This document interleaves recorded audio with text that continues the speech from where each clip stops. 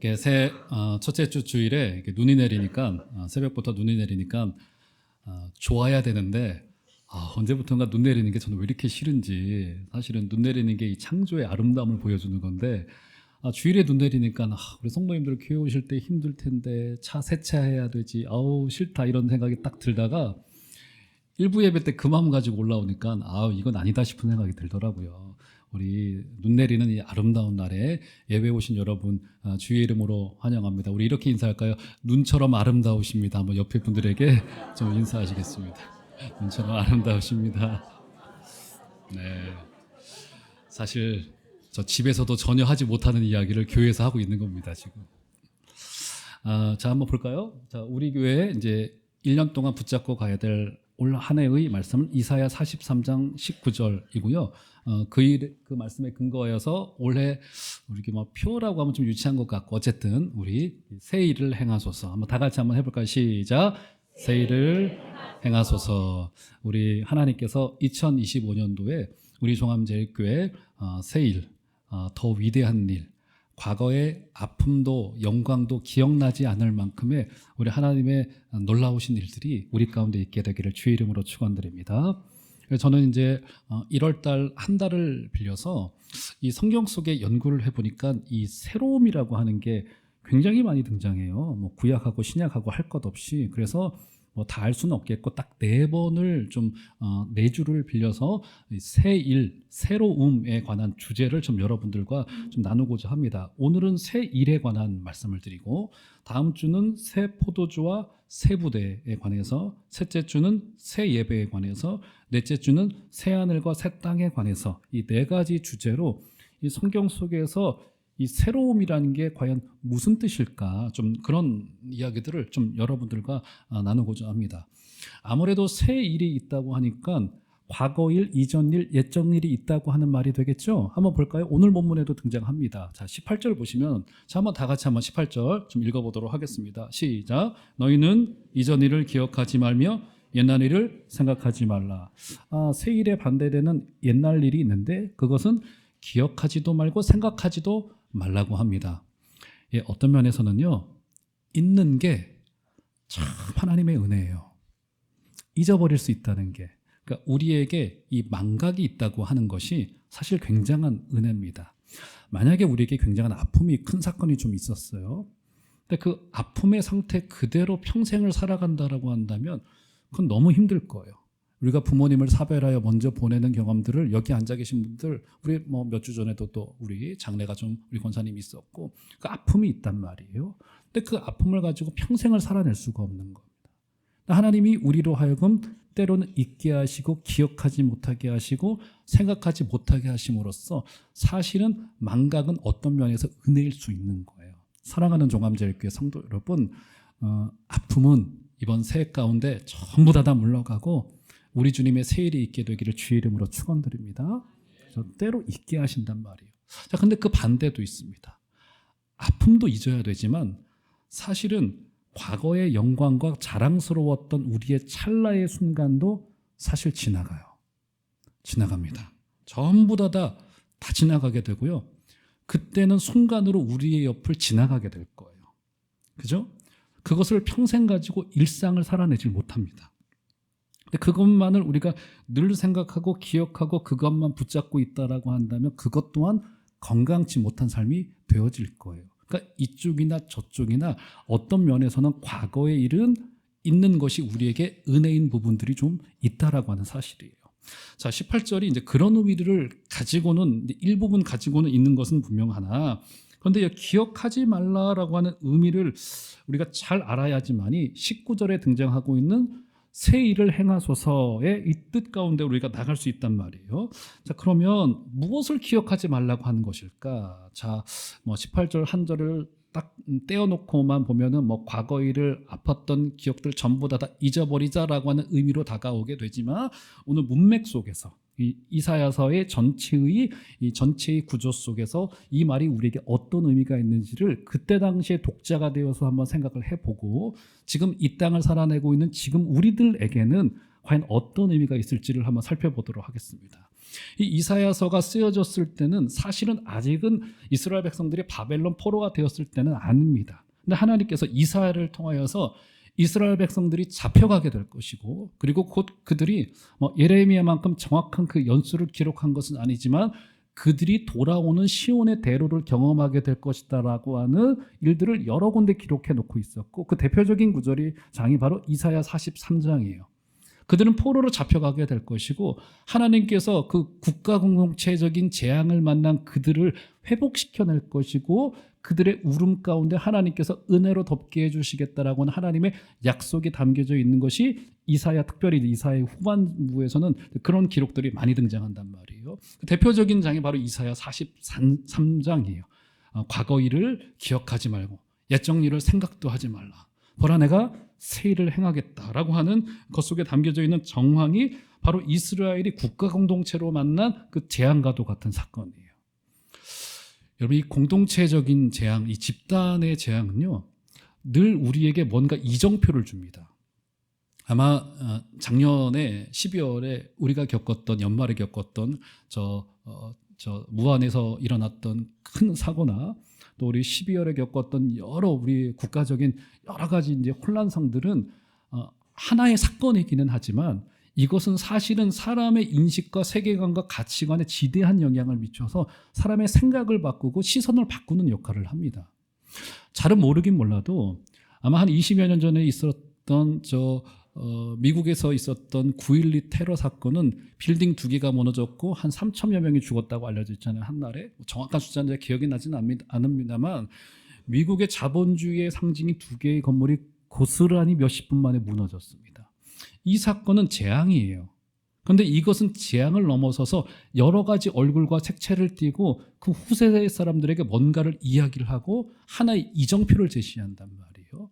그래서 재앙이라고 하는 것은 굉장히 다양한 색깔을 가지고 있고 다양한 얼굴을 가지고 사람들에게 다가옵니다.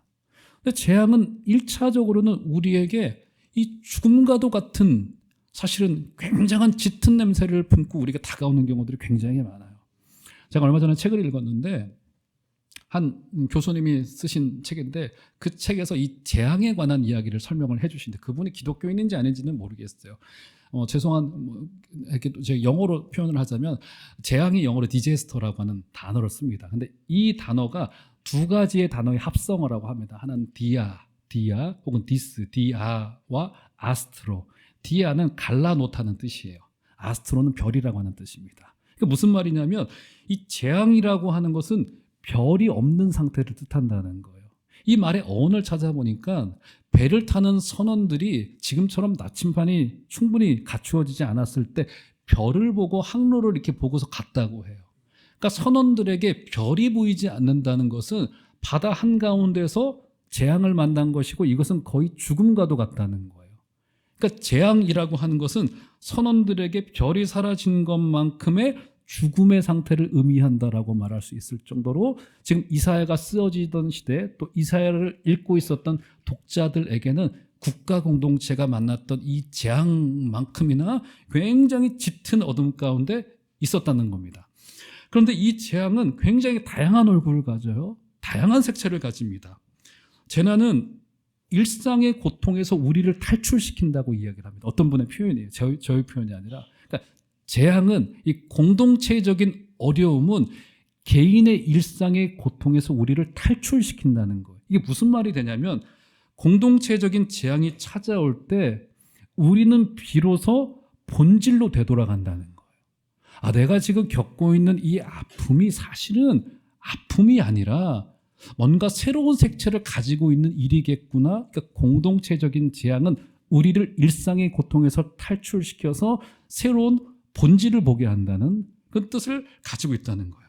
그래서 이것이 결국 성경적인 표현대로 하자면 우리 하나님께서 우리를 풀무불 속에 넣으셔서 우리를 단련시키고 새롭게 하시고 정화시키셔서 지금까지 보지 못했던 것들을 보게 만드시고 우리의 인생 속에 가장 중요한 것이 무엇인지를 발견하게 되는 거예요. 연말에 화재가 조금 났는데요. 집안에 화재가 났다고 생각을 해봅시다.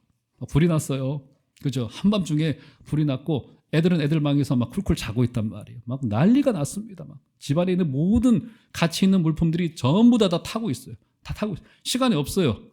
이제 뭔가를 들쳐매고서 나와야 됩니다. 여러분 뭐 들쳐매고 나오시겠어요? 예, 뭐 들쳐매고 100인치짜리 텔레비전? 뭐 들쳐 여기 저기 구석 속에 숨겨놓던 금반지 들쳐매고 나오셔야 되겠어요? 뭐 들쳐매고 나오셨어요? 애들 들쳐매고 나와야 되잖아요. 이 재앙과 화재와 같은 이런 재앙은 우리에게 굉장한 고통을 안기는 것이지만 그 재앙은 결국 본질적으로 우리에게 진짜로 중요한 것이 무엇이었는지를 깨닫게 하고 알려주게 하는 굉장히 중요한 이정표가 된다는 거예요. 이처럼 재앙은 굉장히 다양한 성격과 다양한 색채와 얼굴을 가지고 우리에게 다가온다는 겁니다. 자, 그러면 오늘 본문의 배경이었던 이스라엘 백성들의 바벨론 포로되었던 그 사건을 다시 한번 떠올려 보기를 바랍니다. 분명히 국가가 멸망됐기 때문에 그것은 그들에게 재앙이었어요. 전쟁에서의 패배를 의미합니다. 그러죠? 일종의 죽음과도 같아요. 그런데 성경은 그것에 대해서 다양한 해석을 내놓아요. 한번 볼까요? 자, 한 군데만 대표적으로 볼게요. 역대하 36장 20절과 21절을 올려줘 보시면, 자, 20절 제가 읽어드릴게요. 칼에서 살아남은 자를 그가 바벨론으로 사로잡아 가매 우리가 거기서 갈대아 왕과 그의 자손의 노예가 되어 바사국이 통치할 때까지 이르니라. 이게 얼마나, 저 한 구절 속에 얼마나 슬픈 역사가 기록되어져 있습니까? 지금 이방 나라의 노예가 되어져 가지고 바벨론이 멸망하고 페르시아로 나라가 바뀔 때까지 이스라엘 백성들이 그리 있었다는 거예요. 얼마나 대단한 일이에요. 근데 이것에 대한 해설이 21절에 등장합니다. 한번 볼까요? 자, 21절 다 같이 한번 읽겠습니다. 시작. 예, 토지가 황폐하여 땅의 안식년을 누림같이 안식하여 70년을 지냈으니 여호와께서 예레미야의 입으로 하신 말씀이 이루어졌더라. 이거 너무 충격적인 해설이잖아요. 지금 바벨론 포로로 잡혀가서 무려 70년간이나 고통스럽게 보냈던 그 시절을 역대하 기자로 알려진 에스라는 어떻게 해석을 해내고 있는 겁니까? 그 땅에 무엇이 주어진 것으로요? 안식의 개념으로 설명을 해요. 분명히 바벨론 포로되었던 전쟁에서 실패했던 그들은 그것은 실패였고 재앙이었고 죽음이었어요.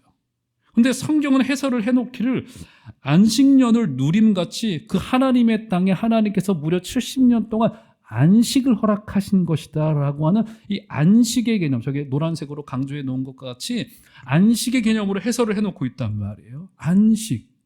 자, 그러면 도대체 이 안식이 뭘까요? 안식. 자, 성경 속에서 안식이 제일 먼저 등장하는 곳이 어디입니까, 여러분? 안식이 어디에 등장해요? 율법 이전에 등장하죠. 그러니까 안식의 개념은 단순히 율법의 규례 정도가 아니었던 것이고 이것은 율법을 뛰어넘는 그것을 감싸고 있는 하나의 가치관이었다고 볼 수 있을 것 같아요. 자, 그러면 분명히 창조의 안식이 등장하죠. 언제 안식이 등장합니까? 하나님이 6일 동안 창조하시고 7일째 뭐 하셨다고요? 안식하셨더라. 아, 우리 하나님도 피곤하셨나? 분명히 피곤하실 분이 아니신데 안식이 어떤 의미를 둔다고 제가 말씀드렸던 기억이 나네요. 무슨 의미라고 했습니까? 그 안식은 앞에 6일간의 창조가 완전히 완벽하였다라고 하는 의미에서의 안식인 것이고, 그래서 우리에게 안식일적인 신앙이 필요하다는 것은 무엇이냐면 우리의 염려를 그치고 하나님이 일하실 것을 기대하고 우리를 향한 하나님의 사랑이 완벽하기 때문에 우리의 과도한 열심과 과도한 탐욕과 과도한 걱정을 내려놓고 하나님께서 일하실 것을 물론 7일 동안 내내 하나님이 일하시는 분이시죠. 그럼에도 불구하고 상징적인 의미로서 구약의 백성들에게 하루를 안식하게 함으로써 하나님이 우리를 위해서 일하시고 계시고 그 일하심은 이 창조의 때와도 같이 아주 완벽하다는 의미에서의 그런 안식인 거란 말이에요. 이런 의미를 가지고 있고요. 당연히 따라서 안식의 의미는 그래서 성도들은 하나님이 주신 것으로 만족해야 되고 그리고 지금 우리가 받고 누리고 있는 모든 것들은 전부 다 하나님이 주셨다라고 하는 진실된 고백이 담겨져 있는 것이 이 안식의 개념인 거란 말이에요. 자, 그러면 이스라엘 백성들은 왜 안식에서 실패했을까요? 자, 그들이 하나님 앞에 왕을 요구했습니다. 이방 나라들과 같이 왕을 세우면 잘 될 거라고 생각을 했단 말이에요. 근데 나라가 어떻게 되죠? 솔로몬 때로부터 이미 우상이 수입되어지고 이방의 종교가 수입이 되어지면서 그들에게 균열이 생겨나게 되어지고 나라가 갈라지게 되어지고 그죠? 왕들을 통하여서 오히려 나라가 완전히 망가지는 일들이 벌어지면서 우상단지 천지로 나라를 전부 다 만들어 놨단 말이에요. 그래서 하나님께서 어떻게 하십니까? 하나님께서 이스라엘 국가 전체가 무너지는 경험을 하게 하면서 하나님의 나라로 되었어야 될 그들의 땅에서 죄된 인간들을 싹 치워버리세요. 땅에서 안식을 누리겠다 이제 그런 표현들이, 땅은 하나님의 나라를 뜻하거든요. 싹 치워버리십니다. 싹 치워버리세요.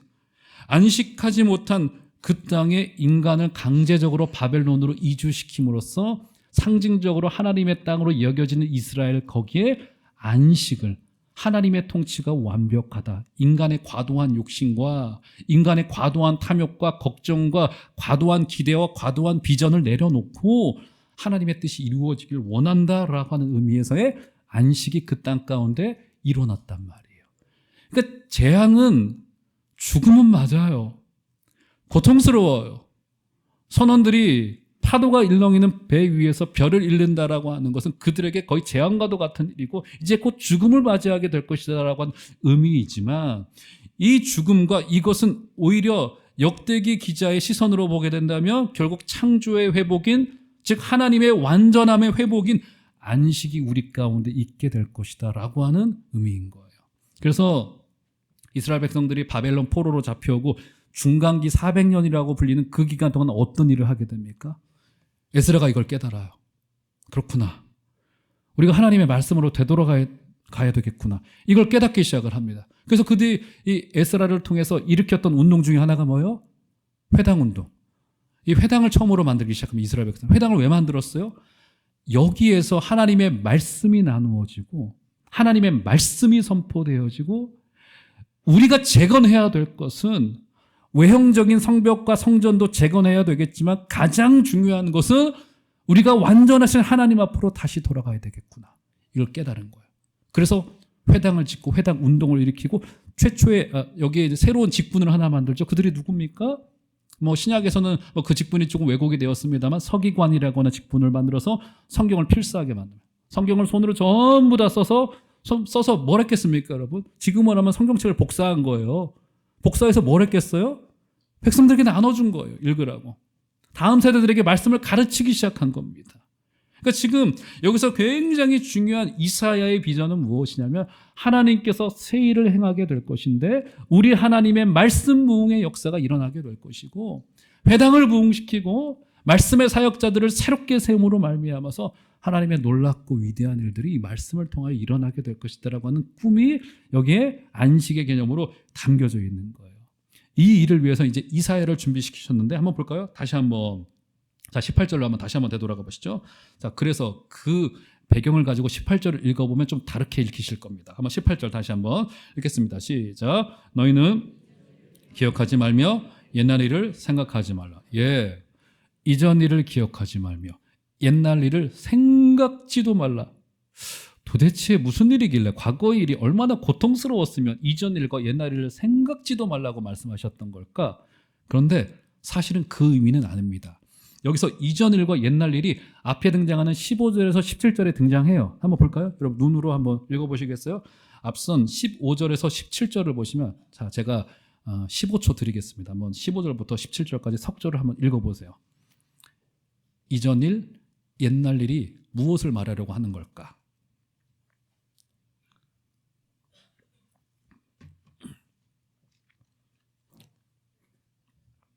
다 읽으셨어요? 15절에서 17절. 자, 이거 뭡니까? 이거 나쁜 일 이야기하는 겁니까? 어떤 사건을, 구약의 어떤 사건을 지금 비유적으로 지칭하고 있는 거죠, 지금? 그렇죠. 너무 잘 하시네요. 그렇죠. 과거에 있었던 사건 중에 출애굽 사건을 지금 애굽의 군대가 홍해에 수장되어졌던 우리 하나님의 이스라엘의 어떻게 보면 가장 자랑스러워할 만한 하나님의 그 역사를 이야기를 하고 있는데, 놀랍게도 이사야는 그것을 생각하지 말래요.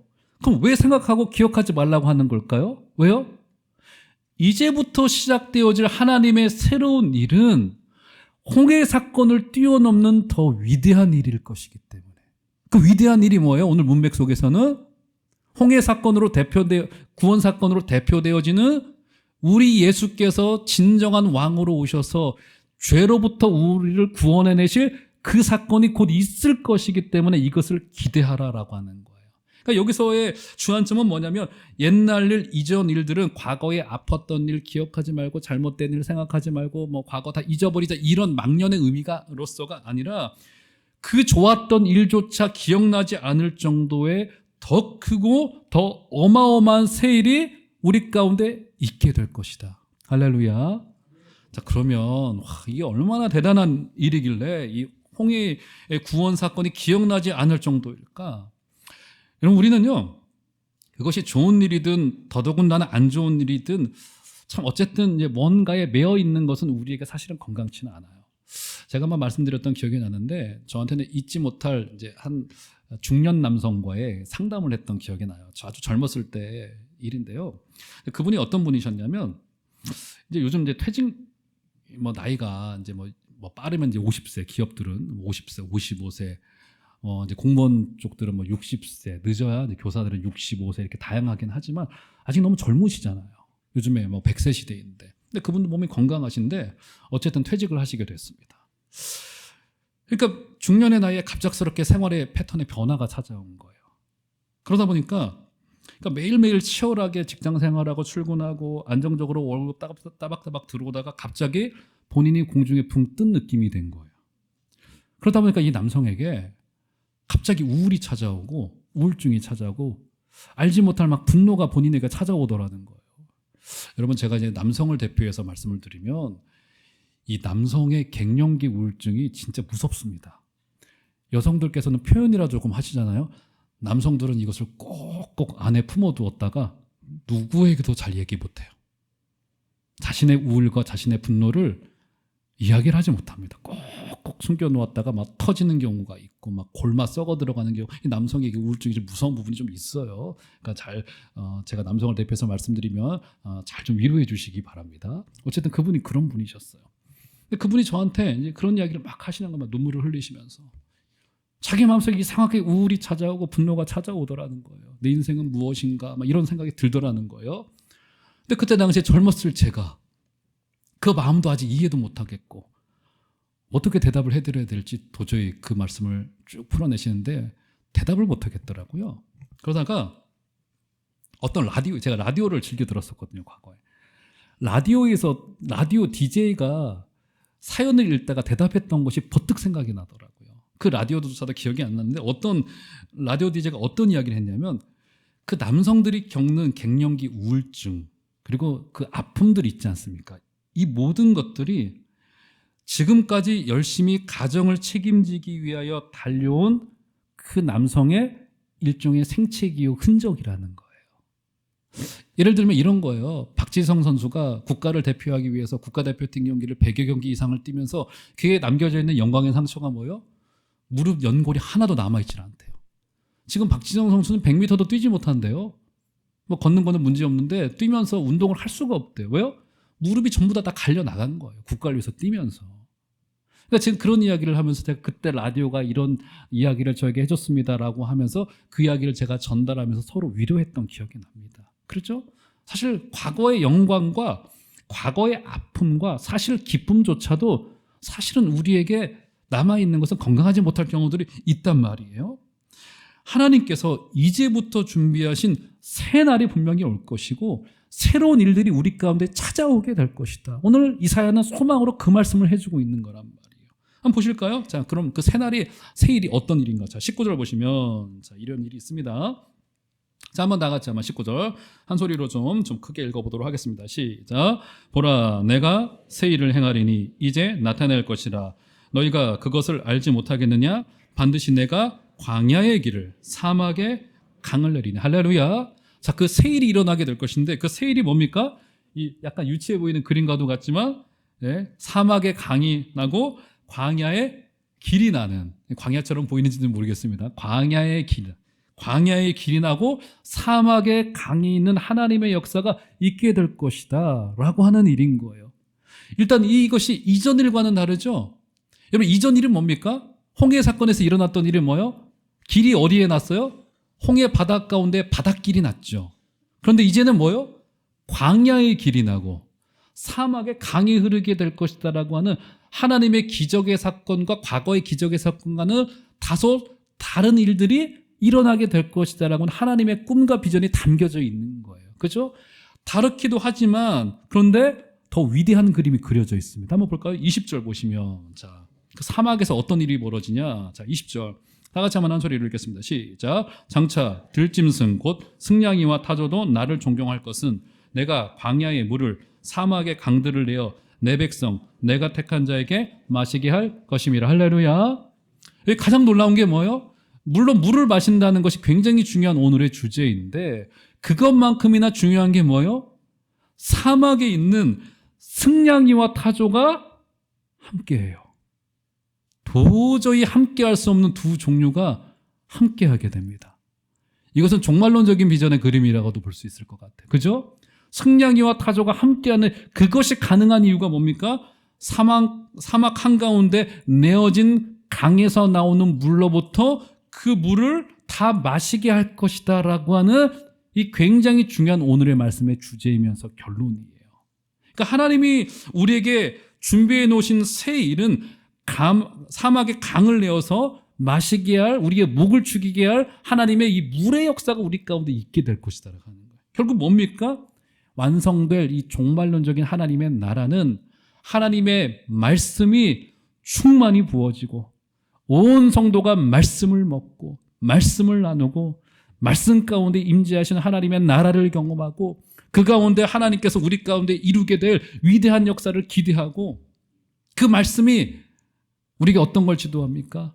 예수께서 이 땅에 오셔야만 됐고 그분이 우리를 얼마나 사랑하셨는지를 증언하는 복음의 위대한 역사가 교회들 가운데 있게 될 것이다라고 하는 위대한 그림이 여기에 그려져 있단 말이에요.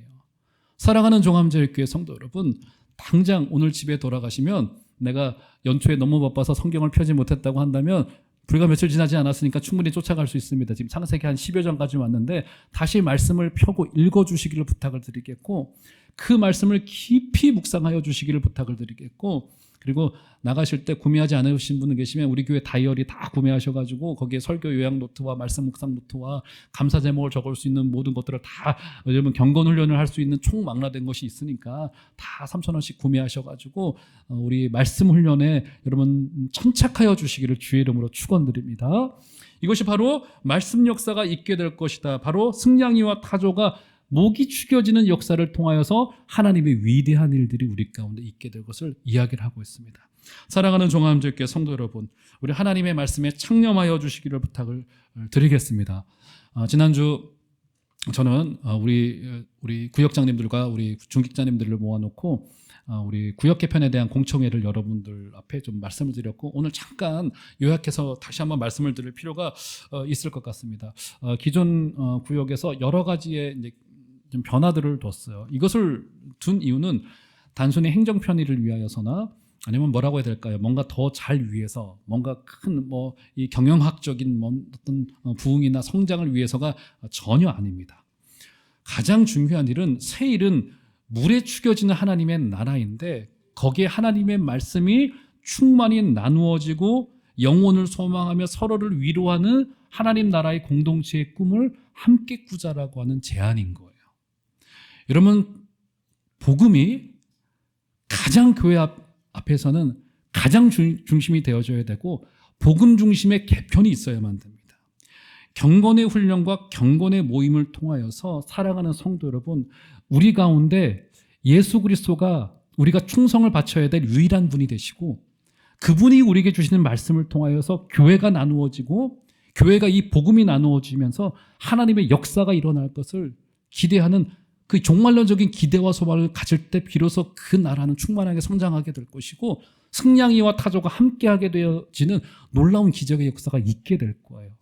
사랑하는 종암제일교회 성도 여러분, 우리 새해 가운데는 하나님의 말씀의 역사, 목장 안에서 말씀이 나누어지고 담임 목사의 설교가 서로 가운데 충만히 나누어지고 또 목장을 통해서 우리 목자들을 통하여서 서로 말씀으로 나누어지게 되어지시는 은혜가 있기를 주의 이름으로 축원드립니다. 여기에서는 우리의 경험이나 심지어 우리의 우정이나 옛 정이 복음보다 앞설 수 없다는 사실은 어떤 본질이 아니라고 하는 것이라고 하는 자각이 있는 거예요. 이런 것들은 전부 다 좋은 것들이에요. 그런데 가장 좋은 것에 가장 큰 적은 나쁜 게 아닙니다. 가장 좋은 것에 가장 큰 적은 좋은 것들이에요. 대체로. 우리는 가장 중심이 되어져야 되고 가장 본질이 되어져야 되고 가장 좋은 것인 복음을 우리 중심에 두어서 이제 하나님의 말씀이 목장에서 나누어지고 구역에서 나누어지고 예배 중에 나누어지고 그래서 말씀으로 하나가 되어지는 복된 역사가 우리 가운데 있게 되기를 주 이름으로 축원드립니다. 그래서 한번 보시겠어요? 말씀의 결론을 볼까요? 21절 보시면 드디어 그 유명한 21절도 등장하는 겁니다. 한번 다 같이 한번 21절 읽겠습니다. 시작. 이 백성은 내가 나를 위하여 지었나니 나를 찬송하게 하려 함이니라. 뜬금없이 이야기가 왜 나온 거예요? 뭐 찬송 열심히 하라는 말이구나라고 하는 것도 맞지만 그런데 이것은 단순히 찬송 열심히 하자라고 하는 의미라기보다는 문맥에 따라서 생각을 해보면 하나님이 광야에 길을 내시게 될 건데 이것은 말씀으로 추겨지는 나라인데 바로 그 일은 21절의 말씀과도 같이 반드시 일어날 일이라고 하는 하나님의 의지가 담긴 표현인 거예요. 이 일은 되고야 만다는 거예요. 이 일은. 찬송하는 백성들로 내가 만들겠다는 거예요. 이것은. 새해 예배 때마다 우리의 구역에서 하나님의 말씀이 성도들 가운데 나누어지면서 영혼의 회복을 소망하시고 기대하시고 실제로 일어나게 되어지는 역사가 있게 되기를 주 이름으로 축원드립니다. 복음이 우리가 붙잡아야 될 유일할 것이라는 사실을 꼭 붙잡고 이번 한 해 가운데도 하나님의 역사가 드러나게 되어지고 각 목장 가운데 작은 모임들 가운데 위원회 가운데 예수만이 우리의 중심이 되어지시는 복된 역사가 다 있게 되기를 주 이름으로 축원드립니다.